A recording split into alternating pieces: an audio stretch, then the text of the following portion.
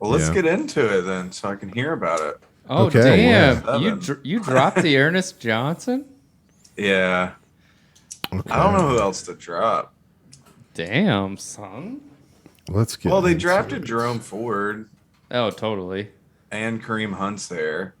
Um, I wish I should just hold on to all these guys and either wait for a trade or um, just drop them closer in case somebody gets hurt. But I just cannot stand that I can't move my guys around in the roster Dude, right now because I'm over the limit. It pisses me off. Yep, I'm Oh right yeah, there even with with you. this magical BS roster spot, still over the limit, huh? Yeah, I got two. I cut Or no, all. now I'm one over with Johnson. I just don't know. I like all three between Tanyan, Uzama, and Evan Ingram. Yeah. And so I don't know who to drop. And then you have Kelsey and Jelani Woods. Yeah, well, those two I'm keeping for sure. Right. Those three tight ends I'm actually I don't need five fucking tight ends. Is I guess what I'm saying.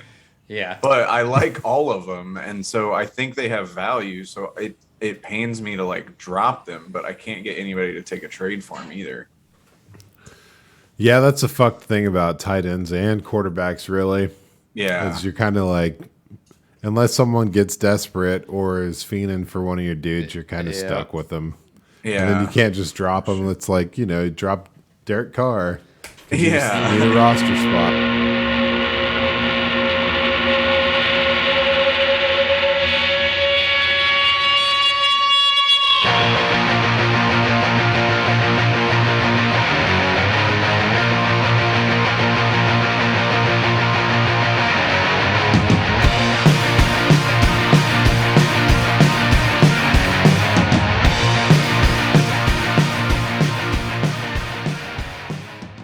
Woo! Yeah. Draft season. Rough draft research in the house. We rough, we drafting, we researching, we're doing all these things.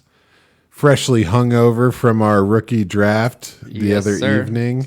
I don't know about the rest of you guys, but I'm feeling a little overwhelmed. I'm ready for a breather. You know, Yeah.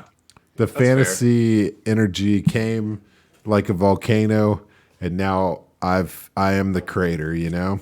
Yeah. I've erupted, and I'm ready to go dormant for a minute. Yeah, I mean that's how I felt, and then all of a sudden this Jamoke over here, Mr. Christian, sets up a trade for Diami Brown, and I'm all like, What the fuck? I'm like, shit, do I need to jump back in? Like, what's I need happening? to be doing. There's Yeah, still more exactly. action. Can we all time out? Can we freeze? Well, so that one was I was trying to get De'Ami Brown all fucking season last year off Aaron, and he wouldn't give him to me. And then he puts in the chat like that he'll take a third for him. I felt like I was honor bound, but at that point to go True. get him, like fucking here we fine. go. Like it's probably not even gonna work. And I even forgot I had Terry McLaurin, so I don't need him. But it was like, well, fuck. Like it took me this long, I might as well take him. Might as well, dude. Look, yeah. Nice.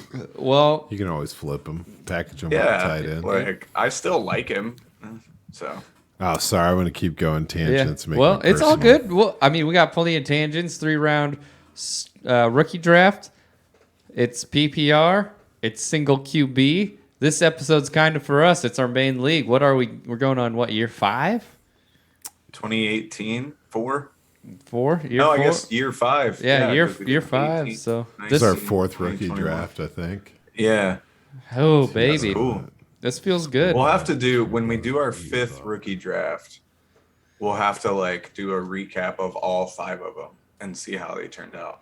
Oh God, let's Where are they now? let's not do the 2018, please, for the love of God. Yeah, I was the startup. unaware. I was unaware of the 27 club for running backs. David Johnson. I just knew the name. I don't even. Yeah. One of these days we should roast me and AJ's startup drafts. Oh golly. But yeah, if you haven't had any rookie drafts, I think you're in for some tasty morsels here. There are a few surprising picks, some what I would call reaches, but really, honestly, it just goes to show this class is is kind of vast and uncertain as far as the fantasy value. There's about 5 or 6 guys that are fucking aces, and the Yeah. rest of them, you can fall in love with them very easily. But Yeah. it's kind of flavor, pick your own flavor on it. You know what I mean? Yep. And There's gonna be a lot of misses in this Yeah. draft, but some hits for sure. Yep. also the experts don't know shit, man. Yeah. Like, Well, no one knows shit, right? it's if It you're is relying May. on those experts, yeah, for your picks, don't expect some of these running backs to make it to the 2-8, if you know what I mean. But we'll get into it. So, I don't know what you mean. oh, okay. Well, Let's do this shit. Oh man, I had the first overall pick, guys. That was fun. Let's just Yep. start at the beginning. All right. let's do it, man. I'm gonna kick it over to our draft board. It is sleeper. Yeah. Let's see. So the 1-1 was Brees Hall.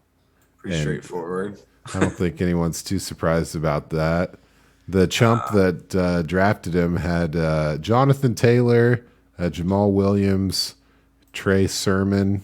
And that's about all for notable running backs. So he needed to pad that roster. So Brees Hall's a strong step in the right direction on that. Oh yeah, I agree. that's 2 like top tier stud running backs right there. Not a ton of depth still, but Yeah, buddy. Not a lot of depth at all, but I mean, let's talk about how you got that 1-1 for a second. Yeah, I know the guy personally, and he's super happy to have gotten the 1-1. Although it cost him pretty much his favorite NFL player. yeah. I traded the 1-5 and Terry McLaurin to Christian for the Yeah. 1-1, and that was a hard thing to do. But man, when you need a 1, you need a 1, and That's I got fair. that 1. So. We need to do the Thanos meme. Did you get Brees Hall? Yes. What did it cost? Everything. Yeah. that type of deal. But no, I think you made the right move. You had to make a move. Yeah, it was an expensive move, and I definitely appreciate it. But like, I think it makes sense. Like, you had to kind of, with Kamara's situation up in the air, and then you traded him too, right? Oh yeah. Yeah. So it's like you kind of had to make a move, and it made sense. And yeah, I'm with it. Yeah, and in the grand scheme of things, obviously I love Terry McLaurin. We'll talk about who you got with the 1-5. We'll just call it a starting wide receiver. Right. And I'd say, if everything goes well for Brees Hall, he's going to be worth 2 starting wide receivers. So Oh yeah, it's for a lot sure. of hope, and it's a risk, but I'm happy about it. Yeah. So I'm not going to talk about every trade as if it was my son, but That's a Terry, tough one. I got a lot of love for you. You got the jersey in the closet. Don't worry about it. So let's move on to the 102, shall we? Yeah. No surprise here. We got Kenneth Walker, the Doke. Mm-hmm. And that was a pretty smart move. If you ask me, he's pretty much in a similar situation to me. He's got Christian McCaffrey. And he's got, that's pretty much it, man. Yeah. So yeah, had to. The top 2 guys were lucky that they were the top 2 in this point. Oh yeah. He for didn't even sure. have Well, to trade. This is his natural spot, I think. It was his natural spot, but he also had the 1-1, so he could have ended up with Brees Hall and Kenneth Walker. But Instead, he's he got Christian McCaffrey. Christian McCaffrey. Oh, I guess that's fair. It wouldn't be Christian McCaffrey, Brees Hall, and Kenneth Walker. It'd be 2 rookies. So, in the end of the day, it's kind of a wash, probably. But Yep. yeah, definitely had to make that move too. And I like Kenneth Walker, dude. I'm starting to think in our Superflex league that might be who I have to take, and I'm kind of excited about it. Oh yeah, I'm super excited. I mean, I struggled with this Kenneth Walker conversation, all the way up to the draft and through the draft, and it wasn't until, a couple days after the draft that I was like, you know what, Pete Carroll is not the kind of guy you want to trust sometimes. So Yep. So I was full on Brees, but I waffled on that for pretty hard. I'd be happy with either one, but obviously I had my choice and I went Brees. Well, my thing is also in the Superflex League, I got Michael Carter. So that makes it an even, like, do I want to put a hat on a hat there with Carter and Brees, or do I want to go to a different team? And that way I can use him when. Anyway, that's a conversation for a different podcast. We need to do a draft recap. Oh, yeah. Well, let's move on to number 3. No surprise here. Drake London must be listening to the podcast because that was our 1-1. Yeah, Drake. No, London, I guess man. not everyone's, but He was nice. I don't think he's anybody's 1-1. well, But he's number 1 wide receiver. that's what I meant. Yeah. Oh, for sure. Yeah. Yeah. Christian's like, Garrett Wilson, bitch. But, Yeah. Anyway, it's kind of like these top 3 wide receivers. It's kind of anybody's game. But, for sure. Drake London comes in and he's just going to be extremely impactful, and that's kind of part of a rebuild. And you're looking to the future with Atlanta, so they're going to do some crazy, awesome stuff. 100%. And then, like, the drop off at running back was so harsh that even though the guy that took him at 3 definitely also needs a running back, I think he's rocking AJ Dillon and I forget who else. Josh Jacobs. Josh Jacobs and AJ Dillon. So he could have really used a running back, but I think he made the right call here. It's just if you're not trading back to go get a chance at some of these running backs, then you got to go London or whatever receiver you like. It doesn't necessarily have to be London, but you got to go with the receiver for sure, I guess. Yeah, and he doesn't have to worry about receivers for a while now with Justin Jefferson and now Drake London. He's got Darnell Mooney and Gabe Davis and Keenan Allen, and Hunter Renfrow. Hey, take it easy. Take it easy. So, even though you really want a running back, you got to be happy about having your pick of these wide receivers. So, Yep. I'm all for that. That's a pretty easy number 1 opportunity there with him. I mean, obviously fighting Kyle Pitts a little bit, but different still the position. alpha. So, got to do what you got to do. So, let's roll 4. 1-4. Treylon Burks comes off the board here.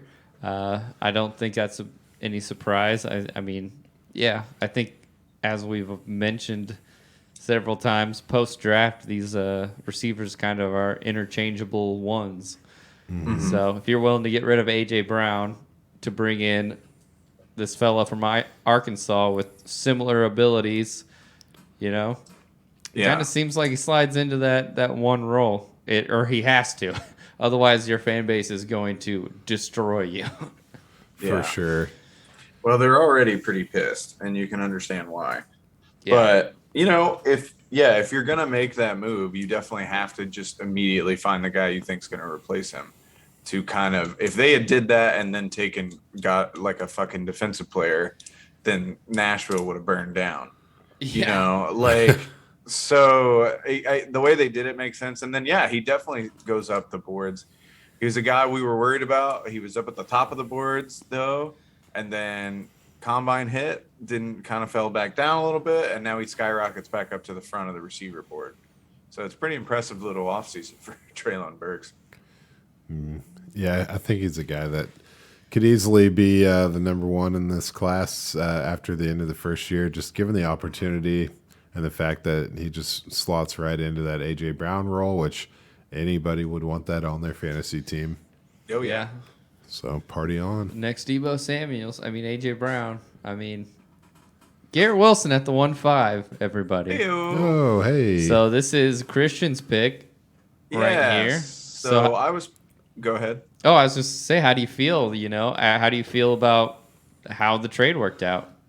Oh, I mean, great. I'm a little overloaded at wide receiver now, so I'll probably have to make a move at some point to kind of unload one of these guys. But it gives me the flexibility to offload maybe one of the higher tier guys and get a king's ransom for him or something. But I'm stoked. I mean, Garrett Wilson this whole offseason has still been my number 1 receiver. I mean, he may not end up as the best fantasy receiver, but I still have him as my number 1 overall guy. So to get him there, I was toying with the idea of trading back, but then once London and Burks went, there was pretty much no chance. Obviously, Dan was the one that was going to trade up, so he didn't want to do it anymore either. But at that point, even if he did, I don't know that I would have, because I'd be scared that I wouldn't get Garrett Wilson. My whole thing was, if I know Dan's trading up to get London, I didn't know what Lance was going to do with the 1-6, obviously. So if I could have got Wilson at the 1-7 and recoup some draft capital, that'd be cool. But couldn't, and I'm still fine with it. Love Garrett Wilson, and I get to stack him with my boy Zach Wilson. So It was funny because when we were discussing your 1-5 between me and Daniel here, I was like, man, I don't know. Maybe, he does go Christian Watson, but no, he's got to go the stack. And then I was like, wait, Yeah. Christian Watson would be a stack on his team too. So it's like, shit, I don't know what he's going to do. yeah. So, I love Christian Watson, but at the end of the day, he's still raw. He's still, I got to see him prove it. And, Aaron Rodgers is going to test him. And, if he pisses him off, we've seen it before. Rookie receivers don't always have the best time with Aaron Rodgers. He demands a lot out of him. And so as much as I love him, and I love getting him in the back end of the first round, I think that's awesome. I just can't, the Green Bay love has to die at some point, and you got to think logically. And Garrett Wilson is just objectively better than Christian Watson. So could bite me, because Christian Watson has a lot of opportunity, but you got to do what you got to do sometimes. Yeah, you probably made the right move there, man. I mean, Christian Watson could easily blow up, but I would have done what you did. I should have traded with you, because you would have got Wilson, because the next guy up chose Chris Olave. Probably what I would have done, and then he already has Elijah Moore, so he wasn't going to go double jetting. Yeah. So, if I could do it over again, we'd see. But yeah, the 106 is Chris Olave, so that guy just dipped in and got Treylon Burks and Chris Olave, so double dipping. he's doing just fine. Yeah. Obviously, Mr. Smooth. Wish I could have put him on the roster, but he went one pick ahead of me at the 1-6, and you got to live and let live, man. Yeah. Well, let's go to that 1-6. Well, let's go to the 1-7. I went to Sky Moore, baby. 1-7. Yeah, Sky Moore. Yeah, I chose Sky Moore over Jamison Williams, and that was kind of a tough call. And I'm sure future history will will fuck me on that deal. But it was tough because I have Juju, and I'm also a Kansas City Chiefs fan. But Yeah. the things we've been saying about Sky Moore pre-draft, he was rising on our boards. We were really excited about him.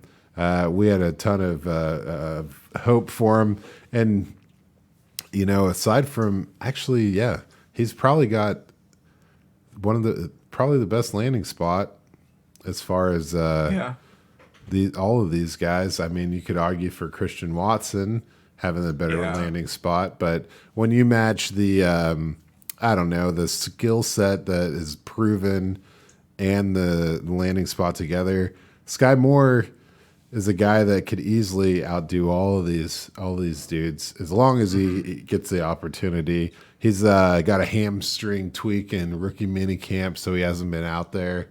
Oh, which is not a good start. I hate that shit, man. That really that's the last thing I wanted to see. Because I could easily gone Jamison Williams and kind of known what I was getting. Yeah. So, but I'm very happy with the Sky Moore. But Jamison Williams went at the 108. Well, I thought it was interesting too, because you discussed taking Breece Hall because you were limited at running back, and you got that 1-7 from me. Yeah. After I traded. Oh yeah, we did trade that. Kareem Hunt and it was Kareem Hunt in the 1-7. No, I traded you Kareem Hunt in a 2023 first for Kareem Hunt in the 1-7. For Juju Smith-Schuster in the 1-7. Yes, I fucked it all up. Yeah. So I gave you Hunt, I got Schuster, you gave me the 1-7, and I gave you a first for next year. Yep. Which I was happy to give away because, hey, shout out T-Palm, who gave me the 1-7, and Allen Robinson for Brandon Ayuk. What up? Nicely done. So, yeah, on to the 1-8. Jameson Williams goes. Yeah, makes a lot of sense there. At that point, he is the last of like the top tier receivers. So it's kind of like I don't know that Danny necessarily loves Jameson Williams, but you can't really beat Jameson Williams at the 1-8. Even I probably would have ended up taking him there, and I've been famously not that I'm not high on him, just risky, you know. So yeah, I think it makes a lot of sense. Really, the only move there. He even tried to trade back, so I know. Hey man, I tried to trade for that spot. I was trying to get in it. Yeah, it didn't work out. But I mean, you know, this is kind of the first big non-consensus move with me taking Sky Moore over Jameson Williams. So that's where the draft started to go funky. And I can clearly tell you that my motives were more than just a homer move. You know, the ACL injury for Jameson Williams. 1 year of production. He was on Ohio State when they were a high caliber offense with Justin Fields, and he wasn't producing in that situation. Yep. Did the transfer. So I just went with the kind of what I assumed to be a sure thing with Sky Moore. So don't let me down, and I'm Sky. with you. I love Sky Moore. I would have probably done the same thing. Yep. If I were you. All right. Montucky's helped. Yeah. So what are we at here? The 1-9? Yes, sir. Yes, 1-9. So Lance, who's already got 2 receivers, takes Dameon Pierce here at the 1-9. So this was a shocker. It was a shocker, man. I was I mean, I think on the Zoom, which Lance was a part of, when he looked down, I was excited, man. Sure. Because Dameon Pierce, you know, I feel like I personally think it's a trap. It's the guy that goes in the 4th round after all these other running backs, and then all of a sudden he's supposed to be in this landing spot that's going to give him this high production role, and all of a sudden he's supposed to just break out and be this alpha running back. And personally, I mentioned this to you, Daniel, that this is a guy that screwed me. A fellow that also went in the 4th round with ideal size from the same school, LaMichael Pirine, who went to a situation in New York where all of a sudden he was supposed to be the sleeper of the draft and come out and do all this other stuff, and was outperformed by Frank Gore, who was like 38 at the time. Yeah. So looking at that info, that's kind of what scared me from him. And low production in college, I don't know, but does have that build. We'll see. A risk versus reward, I guess. We'll see. I mean, it was a risk and a bit of a reach, but I mean, I kind of said the whole time that Lance needed to reach on a running back. I was saying even earlier, the running back the class just isn't good enough for that. I was in over my head, but that's his biggest need. So, I mean, he reached for the guy he likes the best. Definitely. You know? You can argue with it. You can not. I mean, I said, last week or the week before, Dameon Pierce looks like a guy to me you could use his rookie season and then bounce out of your roster because I do think he's at least going to get the chances.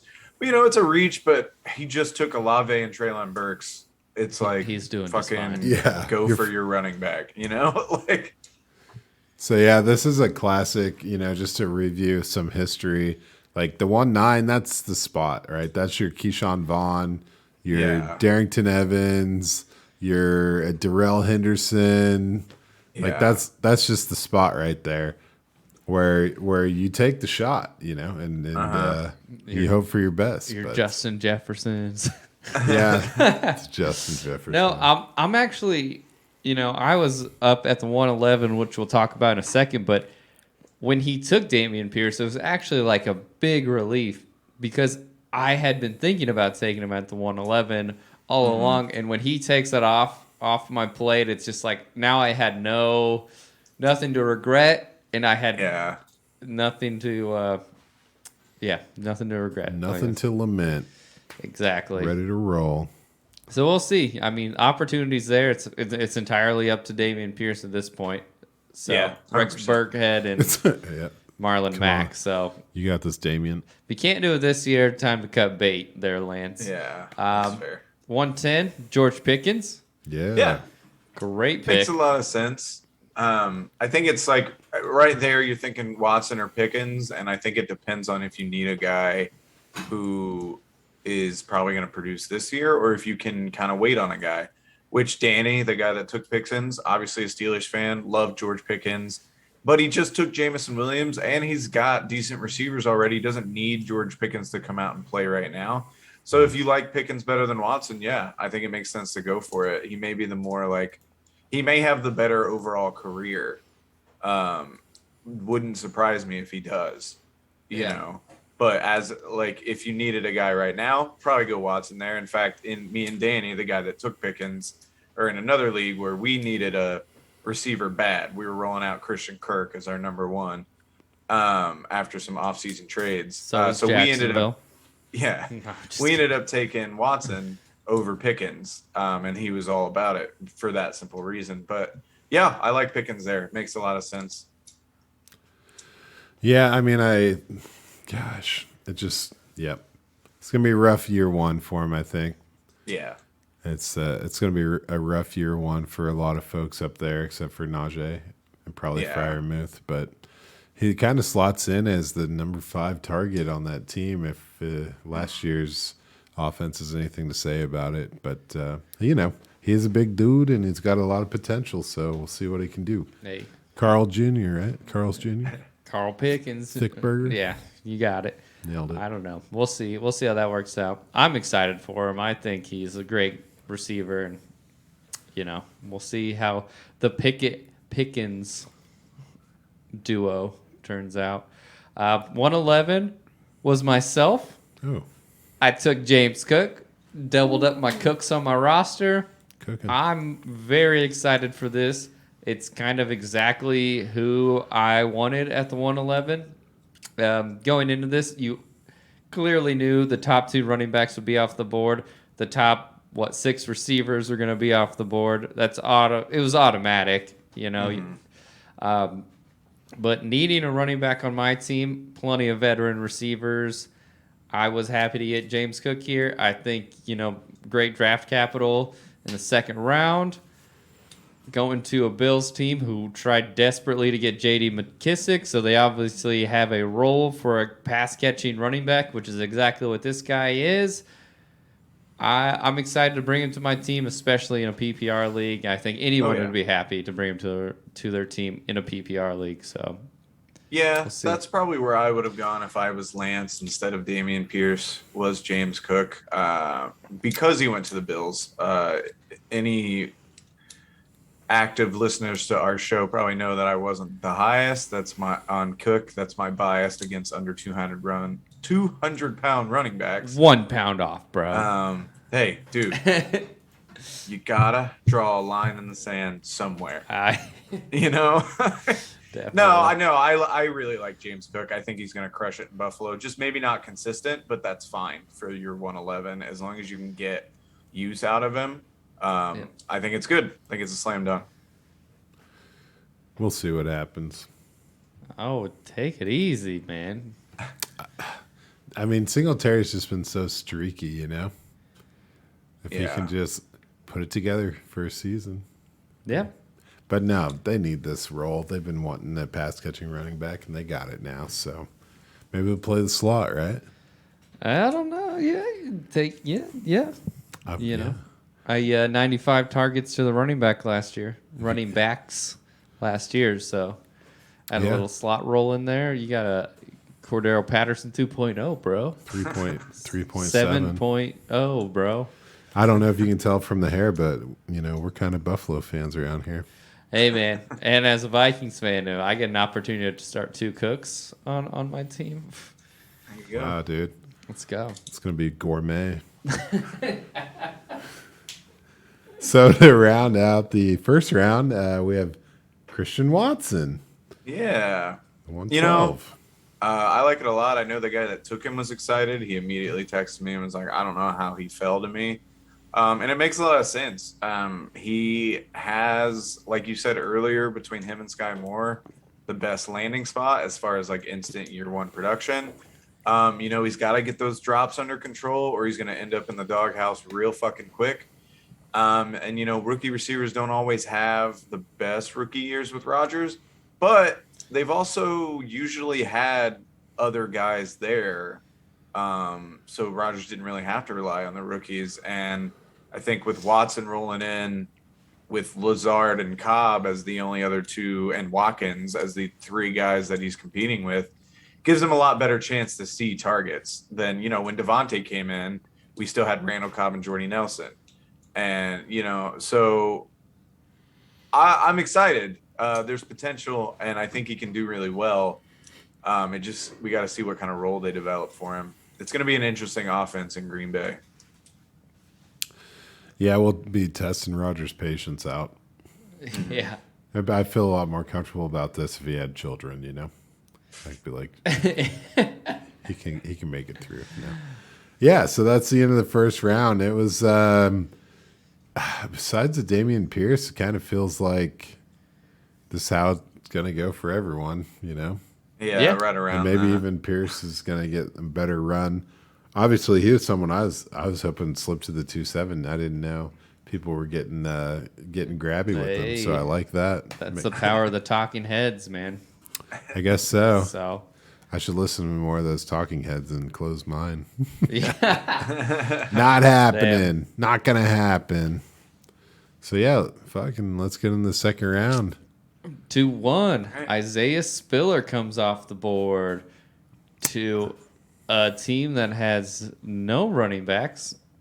He's got Clyde. He's got Clyde Edwards-Helaire, and I think that's about it. David Montgomery. When he made that pick, he had David Montgomery. Oh, he did have David, but he has traded David Montgomery since. When? What? For what?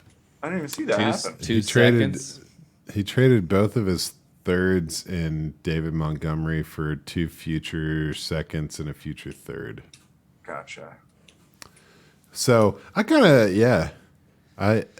honestly, I was hoping Spiller would fall to me too. This is another guy that I was pretty excited about. I'm surprised to see him go ahead of Rachaad White, but I would have picked him ahead of Rachaad White. I love Rachaad White, but I just don't trust Tampa Bay to develop running backs until they can do it. Oh, and you trust the Chargers, Joshua Kelly, Larry Roundtree, who's that other guy? Justin Jackson. Yeah, it's a little more pedigree here with the Isaiah Spiller. His talks of being top 2, top 3 running backs until he, hit pretty much nothing on a 40 time. So it's a little bit different. Yeah. But, Larry Roundtree did have a great production profile in the SEC, so it could just be a shitty situation in Los Angeles. You're right. Okay. You're right, dude. My bad. Bolts down. Bolt it down. But no, I think he made a bold move and probably the right one. Do you think maybe it's Eckler's fault? Maybe he's refusing to mentor these guys? Yeah, he's like, my buddy Ryan Tannehill said that it's not my job to teach you anything. So, man, I did some rough counting. That's the 2-2. So they have a little tag names for the picks that were traded, even if it came back to you. Only 5 of these 36 picks were undealt. Yeah. That's good. I like it. That's a 5th-year league for you. Yeah. I got a 2024 second during this draft, and it's that tag will be on there when we get there 2 years from now. It's just crazy. Yeah. So I just wanted to point that out. We are some crazy ass league trading mofos. So yeah. But the 2-2 Rachaad White. Rachaad White, love it. I like it. I like this pick a lot. He needed running backs. He went Kenneth Walker in the first round, grabs White in the second. Perfect. I don't think I would have done it any other way. Yeah, man.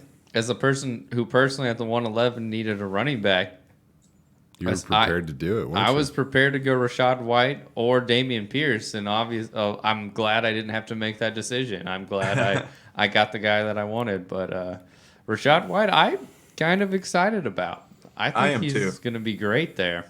Mm-hmm. They obviously don't like Keyshawn Vaughn, or they wouldn't have drafted this guy. Yeah. Sure. Leonard Fournette. Remember when they obviously didn't like Rojo, or they wouldn't have drafted Keyshawn Vaughn? You know what I mean? How many? That's fair. How many? I know, but I think the thing that stuck to me was Christian when you were like, "Hey, could be the Sony Michelle," and this is a James true White. past Yeah. or yeah, fuck. What am I saying? Yeah, James White. This could be. That's what he does. He's a specialist, and he's got the size to pound the rock if Fournette Ever gets doesn't. hurt. Yeah, so Absolutely, I man. definitely feel like It's a unlike wild Vaughn. card, but I lean more positively on it. With you, AJ. I like the landing spot. I really liked White. I would have smashed White at the 2-4 if he had fallen. So You want to do a little bet here?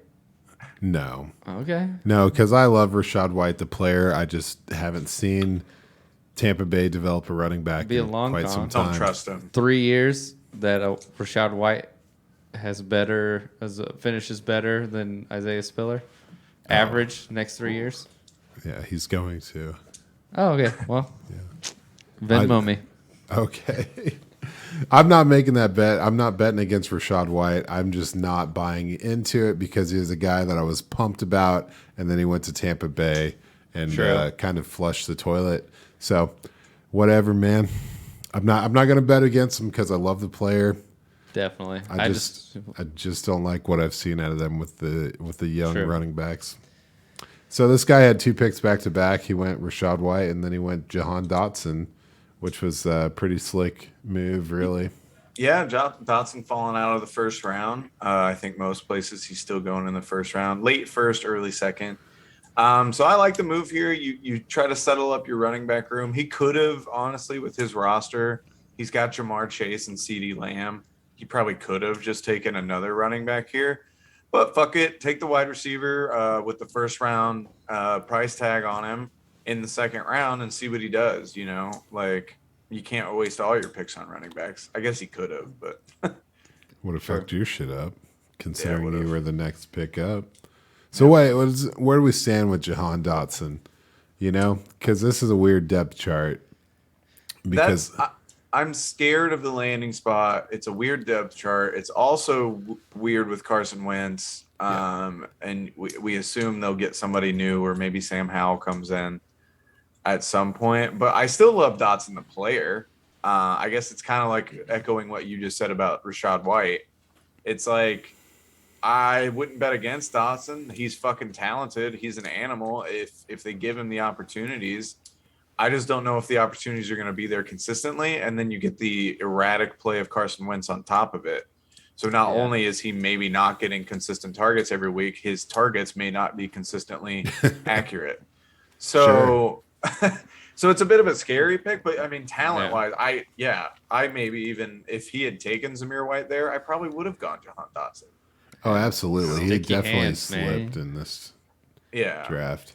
He's got the hands to pay the bills, to write the checks. Dude, he honestly, to me, just watching him play, I think this guy could literally just be a leader out in Washington. Like They just let Terry go. I don't know. Well, hopefully not. But the way the wide receiver market is, this guy could be the guy next year. For sure. But also, if Curtis Samuel is healthy, Diami Brown makes the next step, and obviously Terry McLaurin's not coming off the field, then you run into a situation where this guy's rotating. So I just didn't know. There's so much potential in Washington. You can't have two Buckeyes on the field at the same time. Yeah, that'd be fun, though. It worked in college. Yeah, right. Oh, jeez. Yeah. Curtis Samuel, we all got high hopes for you, man. Do what you got to do. Never had him. Anyway, Wow. Fuck. Okay, Christian, you were at the 2-4. I'm sorry. Yeah, I so just like 2-4. I got Garrett Wilson in the first round. I don't need any more receivers, so I had to go running back here. There were some guys I liked, but you know, with the news of Josh Jacobs' fifth-year option getting declined, I just thought, you know, take a chance on the Georgia running back, Zamir White. He's already probably the number 2 there, and now Josh Jacobs may be gone at the end of this year. So he could just kind of slide in, be a starter. You know, there's worries about the production in college, whatever, but he was splitting that backfield, and he's the kind of the perfect size For a running back, I'm into it. It's a lottery ticket at the top of the second on a premium position. So sign me up. And I'm there. there's guys who I personally maybe like more as like my guys. You know how you have your guys, and even though maybe they're not better than other guys, they're yours. And in Pierre Strong and the like. But again, logic wins out, and I just had to go with Zamir White. The opportunity is too big there. Love it. Yeah, I mean that's a you nailed it as far as that choice goes. Especially like you're saying, Josh Jacobs, and then you got Josh McDaniels. So you got a Patriot type mind where it's a multi-back backfield, and yeah, Zamir is a great choice. Another guy, it's like 2-7, right? So fuck me. Dude, This draft got ugly for me right here in this section. Tilton. I just think it's kind of hilarious Tilton. how I was sitting at the 2-5 before I made the trade for the 111, which I ended up trading Josh Jacobs for the 111. And I just thought it was funny because all I was talking about is, the 2-5 will be great. I'll just sit there and take Zamir White. This was pre-draft. And so now I'm very happy just knowing that, I traded away Josh Jacobs and his replacement would have been unavailable at the 2-5 anyway. So I would have been sitting there with my my D in my hand, as the kids say. Well, Yeah. to be fair, better with S in your unfortunately, and Randy, if you're listening, Randy did pick after me, and Randy is our league's resident Raiders fan. And he immediately texted me after I took Zamir White and said, man. So I think he was kind of in the exact situation that you were just describing, how you would have been stuck there with your D in your hand. Because I think it kind of fucked up his plan there. Me taking Zamir White, and then he went and grabbed Wandale Robinson, which I don't think any of us are super high on that pick. I mean, Alec Pierce is sitting right there. Maybe I'm higher on Pierce than most of the world, but that's where I would have gone if you wanted a receiver again. But there's potential there. It was a guy that you were excited about, AJ. I like how you're just being real nice right now. Like, if that's your guy, like, really happy for you. Well, I mean, at the end of the day, it's the second and third round of a rookie draft. It's it's lottery tickets is all we're doing. So if you like a guy, I'm not on board with you, and I think pretty much everyone behind you was pretty hyped when you took Wandale Robinson. We're still talking directly to. Oh yeah, I guess I don't need to be saying you, but when Wandale Robinson went there, I bet everyone behind that pick was stoked. For sure. Is I guess what I'm trying to say. But hey, who knows? You never know. I don't like the pick though, necessarily. I don't like the pick either. This is the same team we were talking about that's rolling out with Josh Jacobs and AJ Dillon, and left this draft without a running back. Poor guy. He got Ingram. Okay, Mark Ingram. Yeah. Keontae Ingram. Oh, Keontae Ingram. Where are my eyes failing me? Yep. It kind of felt like Wandale Robinson went Oh, just as he did in the NFL draft, like a total New York Giants kind of pick. Yeah. Yeah. Was an odd one. Especially with the Kadarius Toney, and it's just crowded up there. Yeah, I mean, I put all my faith in Dable, though, man. That guy's not bad. So, Party on. party on to the next pick. Alec Pierce goes, Love that. Pierce. the Indianapolis Colts phenom. Yeah. This is another kind of Washington-esque depth chart, if you ask me, man. If we get a healthy Paris Campbell in there, Yeah. it's going to be... It's a little clearer.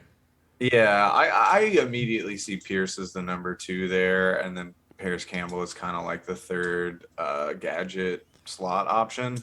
Because Pierce is just, I mean, he athletically tested awesome, and then he was already that second guy.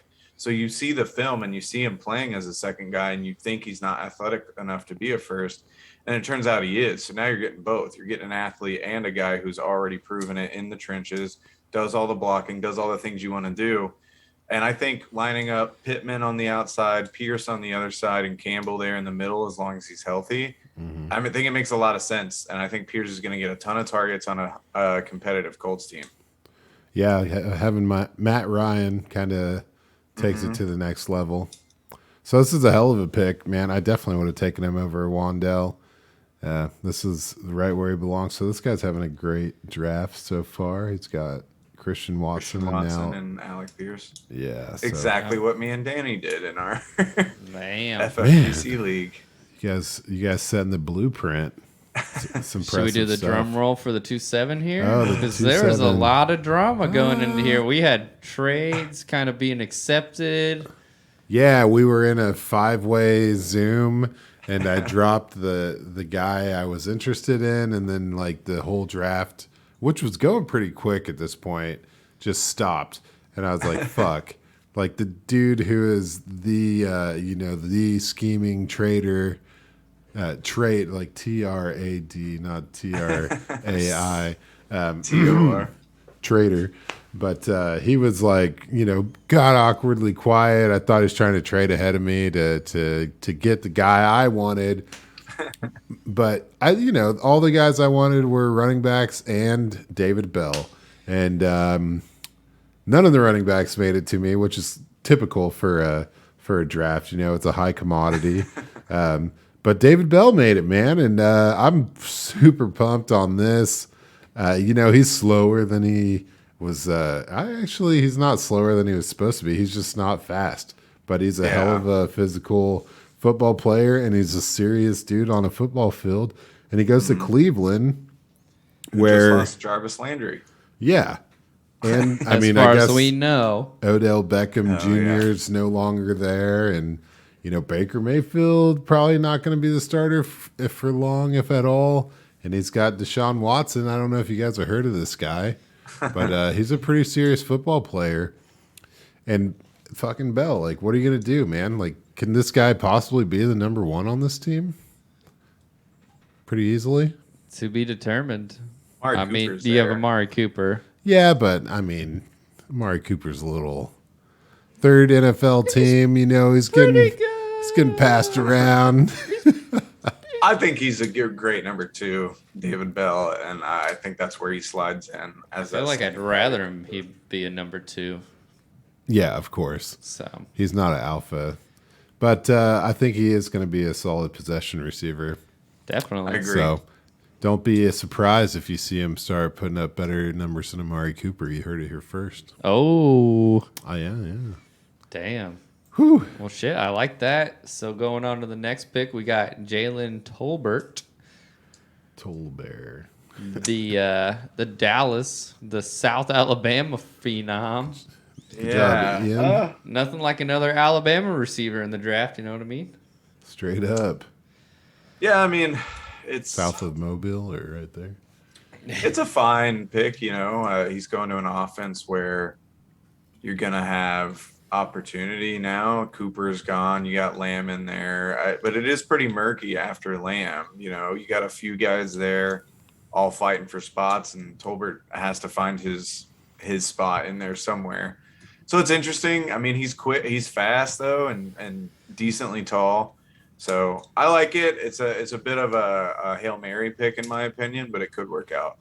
Yeah, the way you look at it too, it's like I feel like the tier of receivers break right there anyway. So it's kind of like, your choice. It's the luck of the draw even at this point, even before that point, but I don't hate it, but I don't love it. Yeah. Yeah. So And somehow, amazingly, his team needs weren't really. He had a pretty balanced roster, So, yeah. luxury pick, So then to the next pick, another receiver, another Alabama receiver. Oh yeah, the 2-9 I traded out of this pick because it was just too much for me, and the 2-9 went John Mechie, Yeah, dude. Michi, another Alabama ACLer. Yeah, man. But he does kind of just slide in right into that starting lineup as soon as the rehab is done. Absolutely. So It's going to be backing up Brandon Cooks, and then you got Nico Collins, the greatest. So, whatever's Yeah, left for him. it's a murky room down there. As far as like, what is Davis Mills? Who are even the Texans when they inevitably fire Lovie Smith either next year or at the end of this year?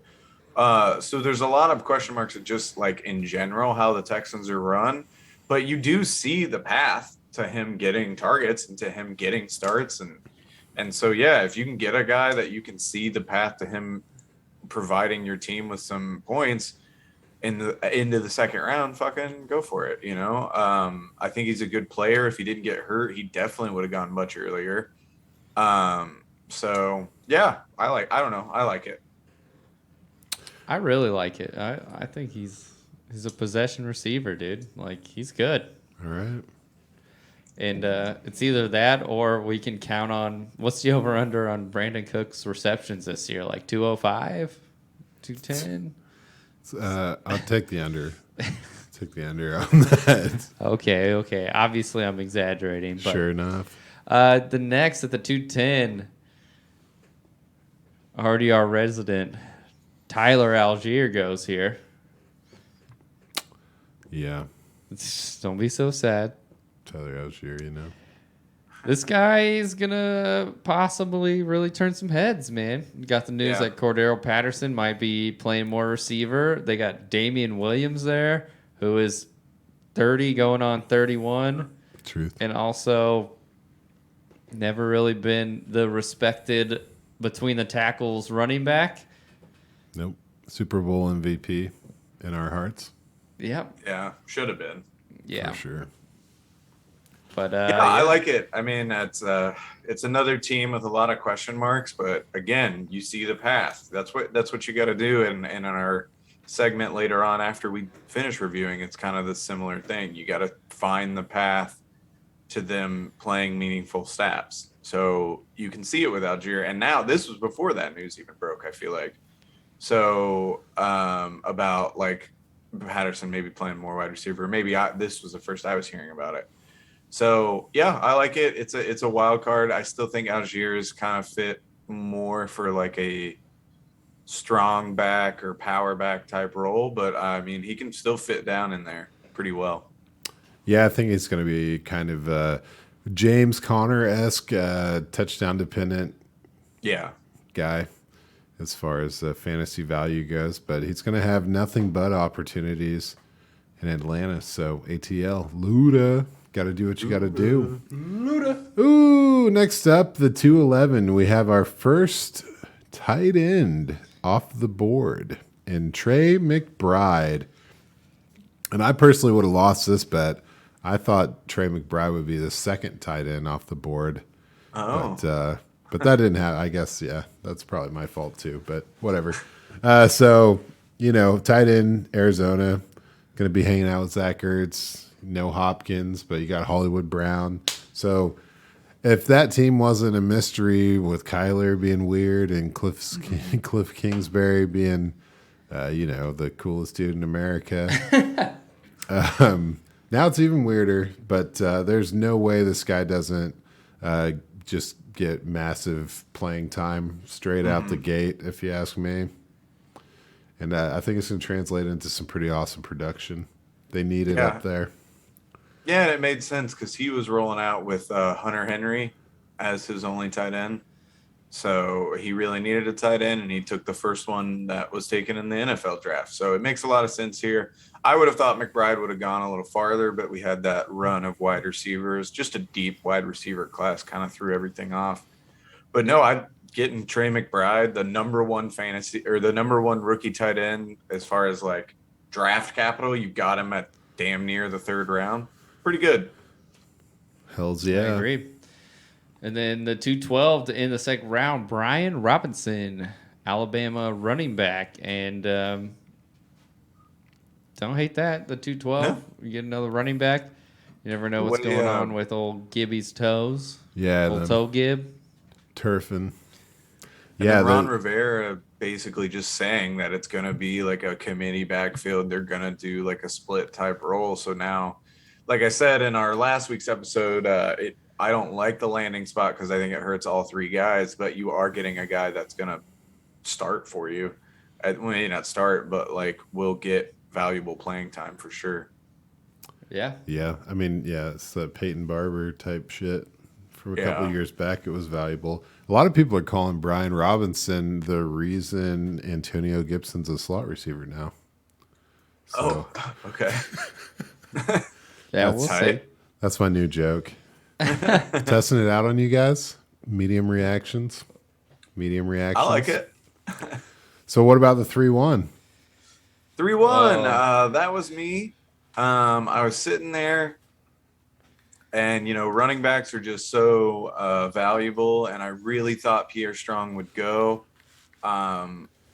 And the guy that took Trey McBride kind of let it slip that he maybe didn't know where he was going to go. And he had the 3-2. So I decided at that moment, I'm going to go ahead and get the running back because running back's so valuable that I don't want this guy to be there when I try to trade for the 3-2. Because he may end up being like, well, it's another running back. I'll take the running back instead of trading out. So that was my logic there. I took Pierre Strong. I still love Pierre Strong. I think he gives the Patriots something different. And I think that will lead to him getting opportunities. And I think he'll take the most of those opportunities. He's not going to be consistent, but if I can use him as like an emergency break glass in a case of emergency type guy, I'm excited by that. And then who knows, maybe it can go up from there. But that left me without my backup tight end and who I wanted in Jelani Woods. So I had to make a trade. And drafting Strong first instead of Woods kind of led to a bidding war for this pick, the 3-2, which made me pay a little more than I think I wanted to get it. But at the end of the day, I did what I had to. I traded my 2023 second round pick for the 3-2 and the third next year. And then I traded that third next year back to the guy to get De'Ami Brown. So essentially I traded next year's second for De'Ami Brown and Jelani Woods. And I'm Not okay bad. with that. Yeah. No, that's a great move, Especially man. a strong team like yours, like that second could just be practically a third anyway. So Yeah, Yeah. it could be. Yeah, never mind. Yeah, I wanted to get in on that, but it was like, man, the debate was too fresh. I was like, I can't compete with these guys. Yeah. That trade room. I pretty much wasn't going to let that pick go. I was leaving this draft with Jelani Woods. Like, Yeah. So if I had to overpay to come up and get that, it would have sucked. And I think I did just a bit, but I'm fine with it. Satisfaction is worth the price, man. Yeah. Yeah, Yeah. I knew the only way I was getting Jelani was at the 2-9, and I traded. So I think I still stand by my decision, but Yeah, not gonna lie, it made me feel a lot better. I went with White because running back's so premium, and I do have 4 tight ends on my roster at that point. So I did reel in myself with Woods, but then when you took Bell and then didn't have the 2-9 anymore, I thought there was a chance I was still gonna get Woods at the 3-1. And it ended up happening, but I got to add my boy Strong as well. So I'm pretty happy with the second and third round of my draft. And then obviously Garrett Wilson's the cherry on top that makes it awesome. Oh, yeah, that was baby. kind of a no-brainer pick.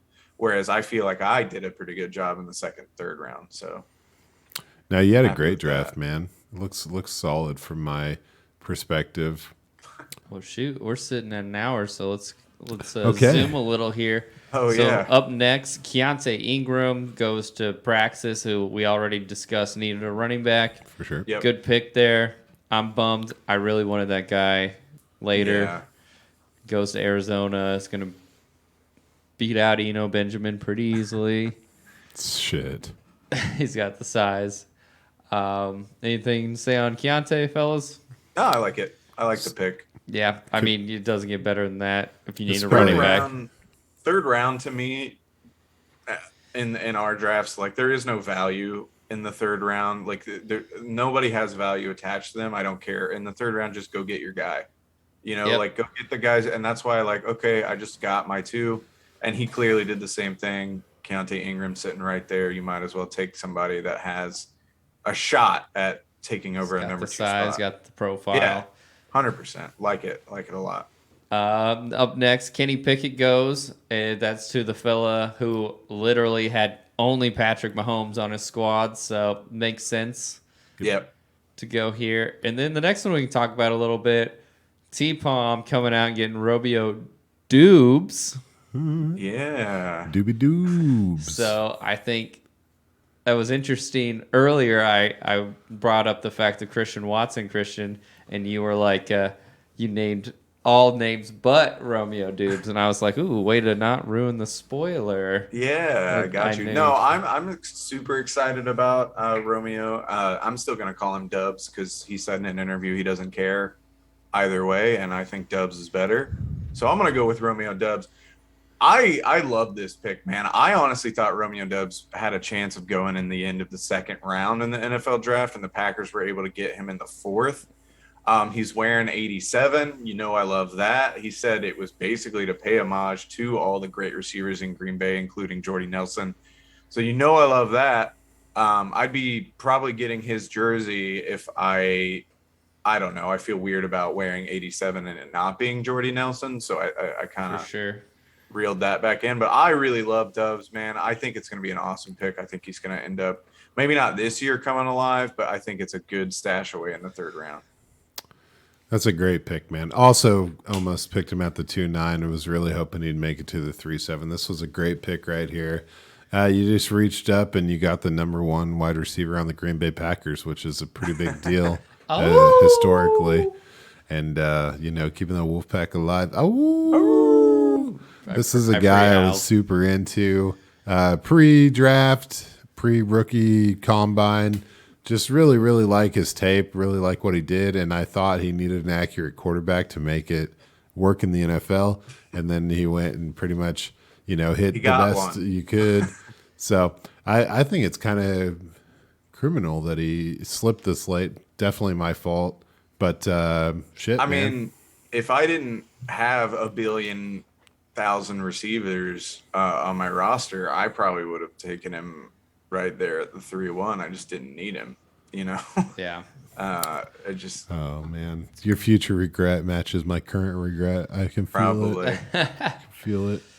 All right. So rolling into Khalil Shakir. Love that pick.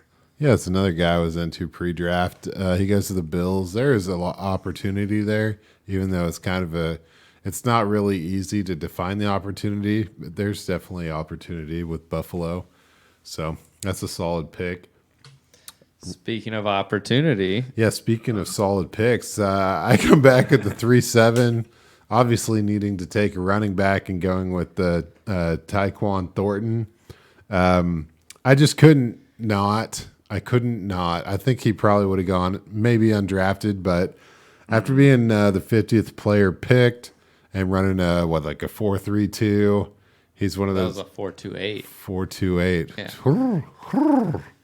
He's one of those guys that's like 6'2", 180 or whatever. So a bit of a DJ Chark type frame on him, but he goes to an offense that has, you know, Jacoby Myers and Devonta Parker and Kendrick Bourne and Nelson Aguilar, and pretty much not a lot of long-term commitment to any of those guys. Second round draft capital, and Mac Jones is kind of on the up and up. I see this as a speedy guy, almost like a poor man's Devonta Smith, to kind of give him what he had in college and maybe put the second dimension to that team that I feel has been missing for. Yeah. I mean, they had Tom Randy Brady, Moss. right? But he never really had that guy that could be a serious. So just as far as potential, you know, this could be another one of those weird ones. This is like right in my Van Jefferson range of you know what, I'm just gonna see, and I'm excited about him, but.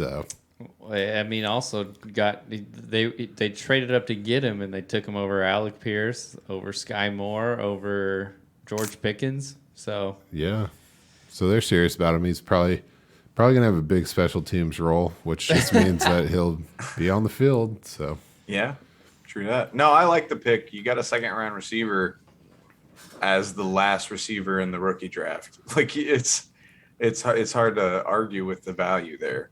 So definitely. truth. And then the next pick was me Oh. at the 3-8. That's my probably one of 5 of the original picks in this draft. Yeah. I stayed tried and true to my 3-8. I took Greg Dulcich. Obviously, the competition with Albert O is there and alive, but this guy is a clear receiving tight end. Yeah. I'm happy to stash him. We're talking a true fantasy tight end, hopefully at some point tied to Russell Wilson, hopefully a large amount of time. So I'm willing to take that as well as Nathaniel Hackett, an offensive coach.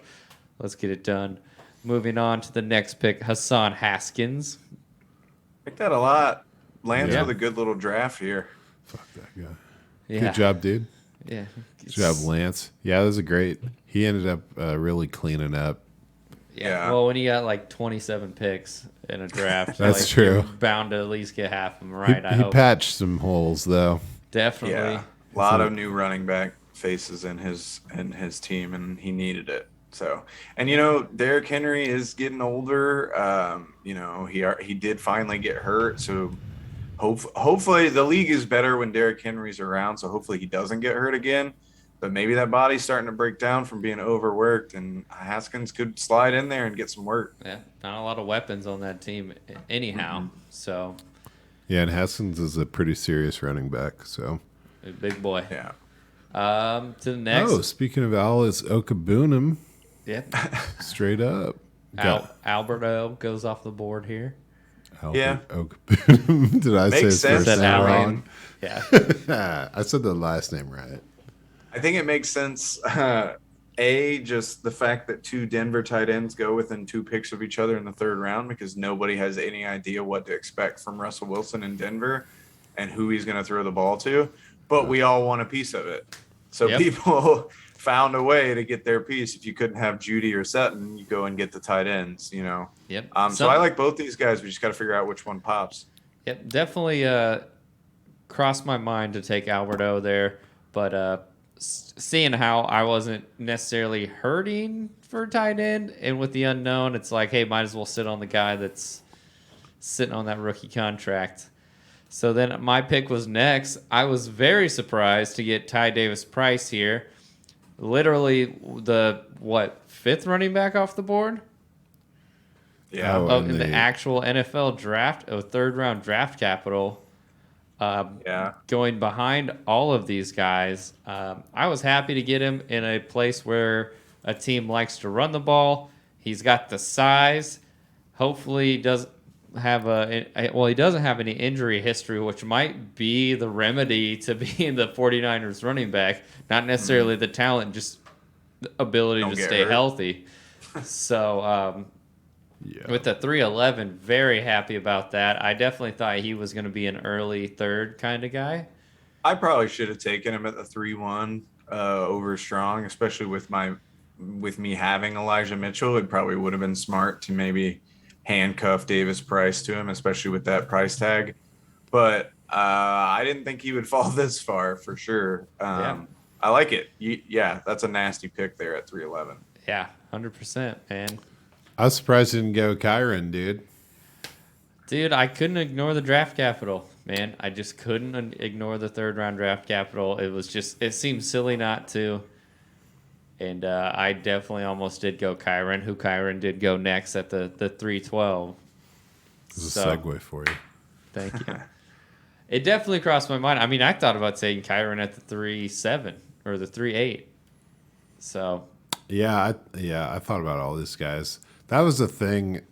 I really did want to get 2 running backs, and I won't do too much of my own parade. But when I'm looking at this list of guys, it was like, fuck. Like, Yeah. I could get excited about, Tyquan Thornton, but like picking from 5 or 6 of these guys, I just felt if I only had one bullet, so Yeah. Yeah. shot my shot. Doesn't it kind of feel like one of these running backs in the 3rd round are just going to pop off?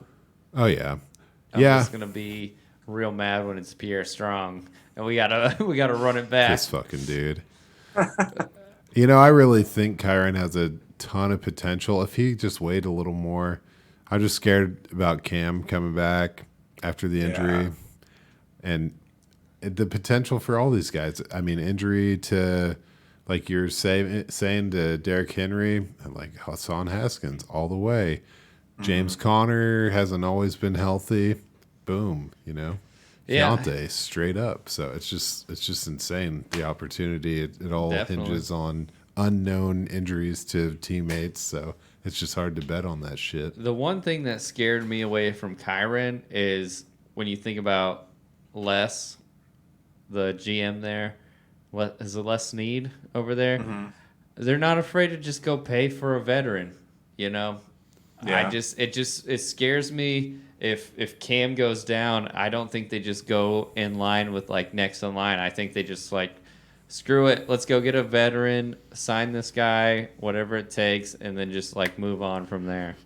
Yeah, I mean, but- Sony Besides- Michel had a good run there for a Yeah. little while. Yeah. They'll bring in a journeyman. Yeah. Yeah. Besides, they still got the Funkasaurus down there too, don't they? Oh, the Maryland Yeah. Terrapin. The Terra. Bowling Pion! over terrapins. There you go, dude. It must be easy to bowl over a little turtle, Yeah, But, man. man, that's awesome. Well, sweet ass. Well, shoot. Shall we slide in some undrafted free agents real quick? Just do a little 3-man draft. We're just going to tell you like the best of the best with opportunity here. So, because I only wrote 3 names now, can I go first so you don't steal mine? Or Yeah, Sure. sure, man. Go for it. Okay, I'm going to go with Slade Bolton. Good call. Alabama receiver, just because I think one of you sly foxes is going to take him from me, and I already have a write-up, and I don't improvise as well. Obviously, what's happening right now. But Slade Bolden, who was an Alabama receiver, who really showed out in the national championship game because they literally was the only receiver on the field with 2 ACLs. Fucked. Also, this guy showed out there, Alabama receiver. Did I mention this guy was a quarterback in high school? Never Because I heard. bet you didn't know that. Didn't know that. He did enroll in Alabama as a safety, and then he started contributing to special teams on his way to more active and competing with literally #1 picks in the NFL, dude. So, besides John Mechie, which was the only guy who wasn't in the first round, this guy competed with Jamison Williams. This guy competed with Devonta Smith, CeeDee Lamb. Jesus Christ. Jerry Jerry Jeudy. Jeudy. Jerry Jeudy. I always confuse him. But what I like about this guy, he's not really refined, but he has the pedigree coming from Alabama, played on very talented teams, and still found a way to contribute. So going to one of the worst wide receiver rooms in the NFL, or not worst, but we can say bottom 10 at least, this guy kind of finds a way in elite talent to make a role happen for himself, and I think he can do that on the Baltimore Ravens. I think the question mark is just Lamar Jackson and if he'll throw him the ball. So I'm going to take Slade Bolden as my undrafted free agent, pick #1. Let me put that on my ledger. No.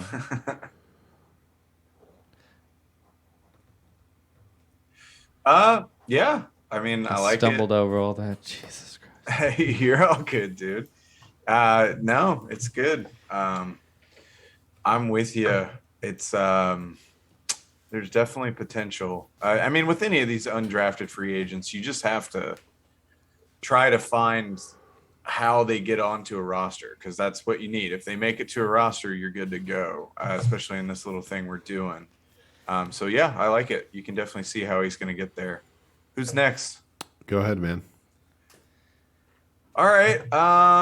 Speaking of finding ways to get on a roster, I want to go with like Justin Ross here because that's fun and he's the most common name. But let's go Kennedy Brooks with the Eagles. He's a little older, 23.6, and his 40 time at 4.59 is, those two things combined are probably what kept him out of the draft, because if you're running basically a 4.6, you need to be 240 plus to make it into the NFL today. But Brooks is a 3-time 1,000-yard rusher, 3,300 total yards, 31 touchdowns in his 3 seasons at Oklahoma. And he lands with the Eagles, and there's a clear path to him securing a roster spot. I think Miles Sanders and Kenny Gainwell are locks. But after that, Boston Scott is 27 years old.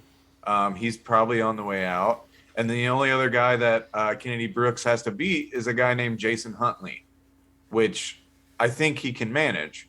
So I'm going to go with Kennedy Brooks because I see him wiggling his way into the third back for the Eagles. Nice. Yep, that was one of my write-ups, man. Not to mention a top 5 offensive line in that over there, or PFF rushing, last year. Yeah. So, I mean, I love that pickup, man.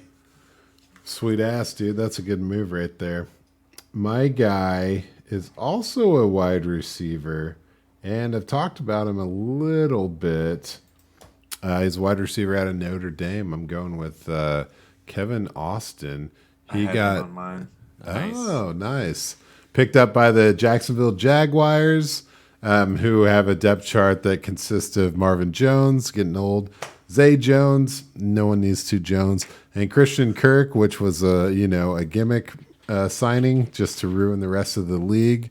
So you couple that with talks about maybe shopping Laviska Shenault, and then you tie him to Trevor Lawrence, and you have what I call an exciting opportunity with a guy who is good size, 6'2", 200 pounds, and had the 40 of a 4.43 and a 93rd percentile burst score. Not as exciting for wide receivers, but it still means that he's extremely athletic. The production really came up out of nowhere, basically.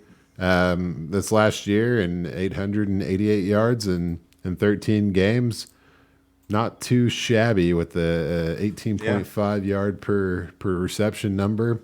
Just a guy that I've been a little pumped about for a little while. I thought he was going to get drafted. Really kind of shocked that he didn't. So put him down for me.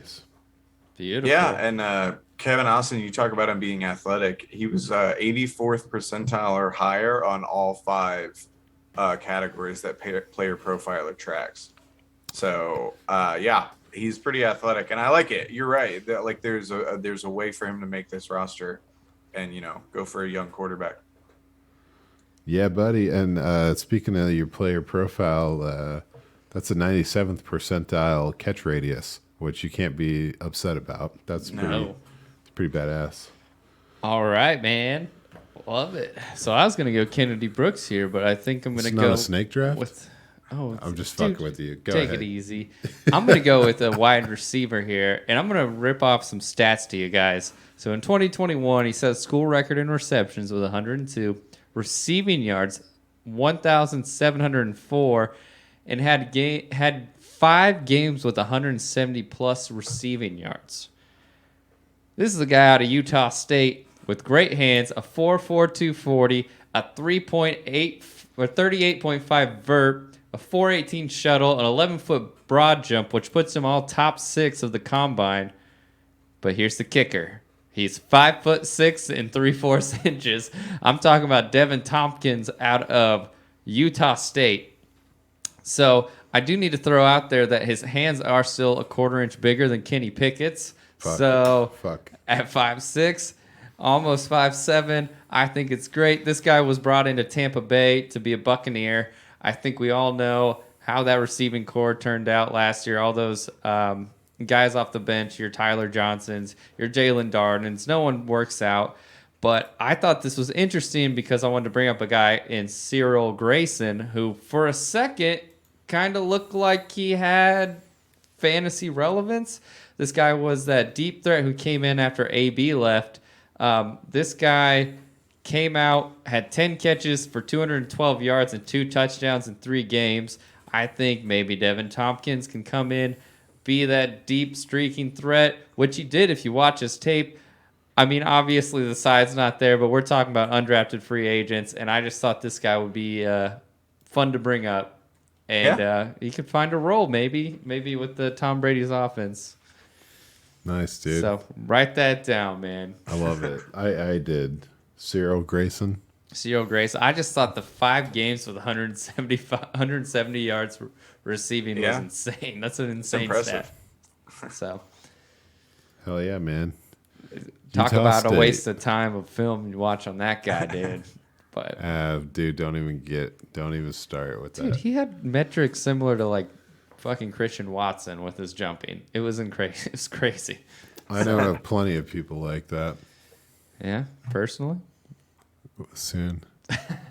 When I get to the USFL games. Okay. That's the front row, dude. You just walk up and sit there. There you go. All right, Christian, who you got, man? Yeah, I'll go for a wide receiver too. Why not? Have a little bit of fun. On a depth chart where he is going to have to beat out 6 other undrafted free agents at wide receiver, as well as a guy named Jalen Moore and a guy named Benjamin Victor, who spells his name Binjimen, which he should be cut for that alone. But I'm going to go Mekhi Polk for the Baltimore Ravens. He's 6'3", 195 pounds out of Mississippi State. My big thing with him is he's 20.7 years old. And honestly, it's just the roster. Like I said, there's 6 undrafted free agents. And then roster spots 4 and 5 are currently held by Benjamin Victor and Jalen Moore. So I think there's an opportunity there. Polk scares me a little bit. He only has 1 year of production, and it was like not an amazing year, 1,000 yards, 9 touchdowns.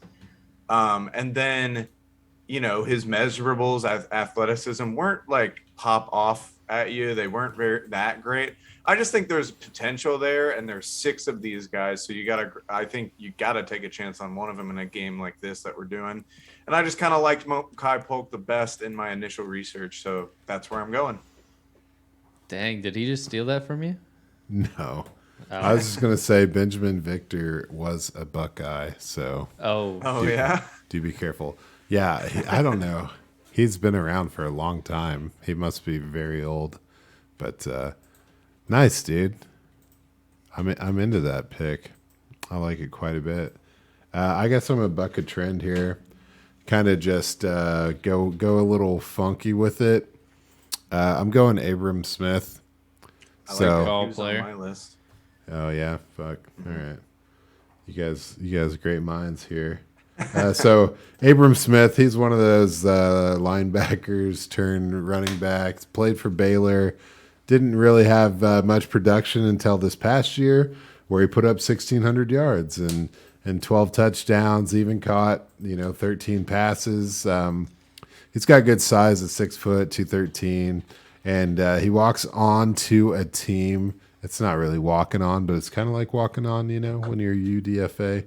But he walks onto a team that the running back room, I still think like there's a potential for Alvin Kamara to get a suspension, which means that there's a potential for this guy to have an opportunity to compete with Tony Jones Jr. and is Mark Ingram still on this team? No.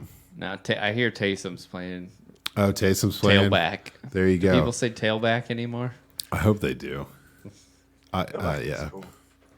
So, when I basically just said that if anything happens with Alvin Kamara, this dude could basically be starting week 1, Yeah.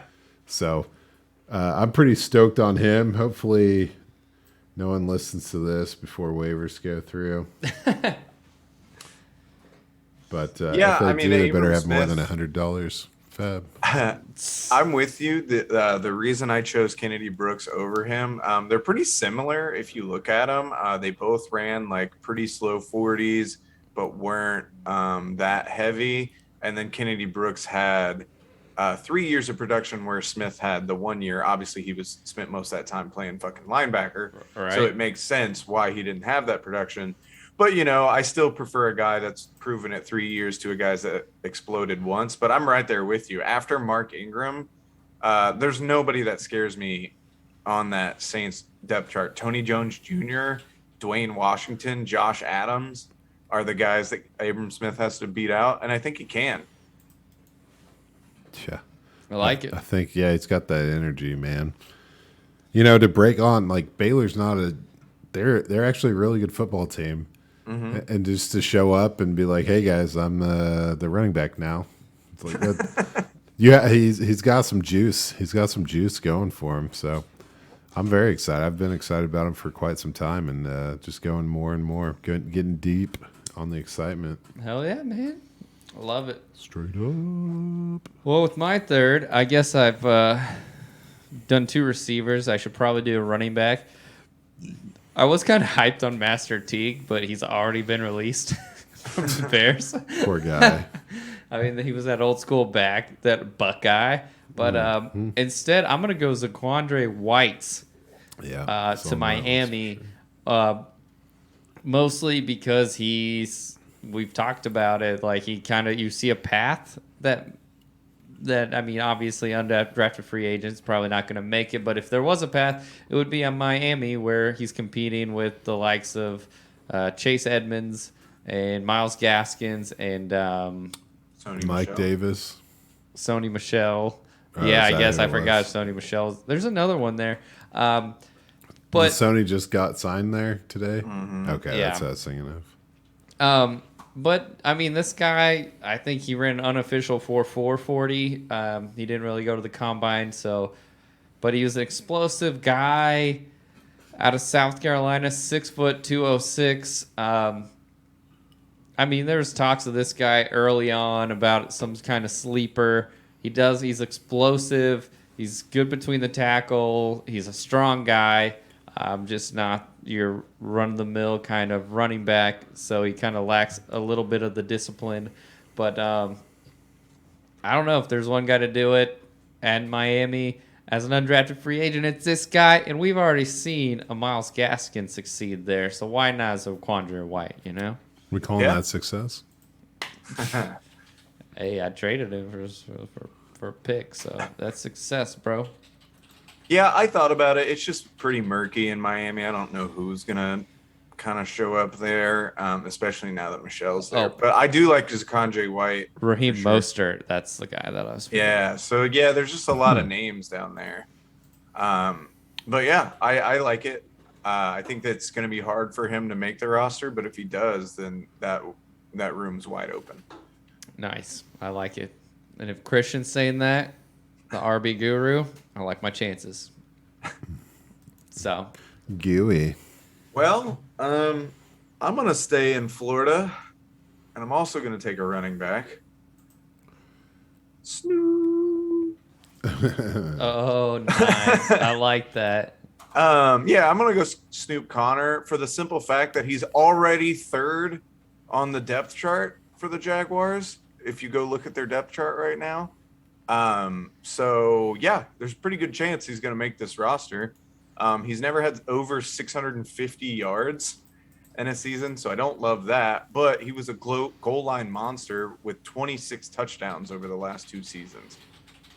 So we could be looking at the next vulture in the NFL. I don't know if there's been like a true vulture like a Mike Tolbert used to be back in the day, guys like that in a while.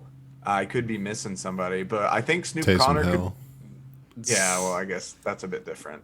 Fuck But I think Snoop Connor could end up being that guy, and he's not even 22 yet. I don't know. For an undrafted free agent game, give me the guy that's pretty much already locked up a roster spot. Hell even yeah, if he's man. not going to give me a lot of yards. Ooh-wee.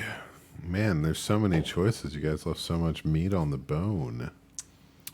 Let me give myself a second to think about this, if nobody minds. Yeah. We're just dragging it out. It's just an episode. We got plenty of time. Nobody's mad about this. Recapping, resnapping. Oof, boy. All right, fuck it. I'm going Isaiah Wesson. What are you gonna do? Yeah. It is what it is. Anybody who's ever seen this show knows that I straight up am super into this guy. University of Northern Iowa. If you want to know who Christian Watson wishes he was, it is Isaiah Wesson. I am kind of sad, because he was a couple tenths of a second away from being that guy. He ran a 4.42, and he's 6'3", 211. Burst score, 97th percentile. Just everything's off the charts. He's that deep threat just had 24 yards per reception, pretty much consistently throughout his entire college career. And that's the kind of guy you want, deep field stretcher. He goes to the Cleveland Browns. And as mentioned with the David Bell thing, there's kind of a lot of potential there. If he comes in, some work ethic, boom. Could make the team catching passes deep, be that Will Fuller for Deshaun Watson, Just make that happen. I think it's possible. Will Fuller is that Will Fuller for Deshaun Watson. Will Fuller. Just a deep threat for Deshaun Watson. No, I'm saying until the Browns sign Will Fuller. Yeah. And then Will Fuller is Will Fuller for Deshaun Watson. Well, But Weston will learn from the practice squad. I'm surprised Weston didn't get drafted on measurables alone, especially with the way that everyone freaked out about Watson. Stupid. But I like it, especially going to Cleveland. There's a lot of turnover in Cleveland right now. So, yeah, including the fan base. No shit, dude. But I think that wraps it up. You got it in your ledger. We'll it's all recap in the this. Ledger. Come next season. I can't believe nobody went after Ross. Oh yeah, it was the obvious choice, man. We don't do that on this show. And I hedge my bets, dude. I can't just be like pumping this guy more jams, and then also being like, yeah, but that Justin Ross could come in, and start. I think day one. I purposely didn't go with him because I thought you guys would. So it's kind of the same thing I did. Well, they can have that one. No one needed the obvious. So, all right. Yeah. I think that wraps it up. Hope you enjoyed this episode. This was more for us than you. So, still like and subscribe if you made it this far. This was cathartic, man. I feel a lot better about this rookie draft after going through all this. Sure, I wanted to help you, but shit, I'm happy where I am. So, straight up, trade more, think less. All right, guys. Well.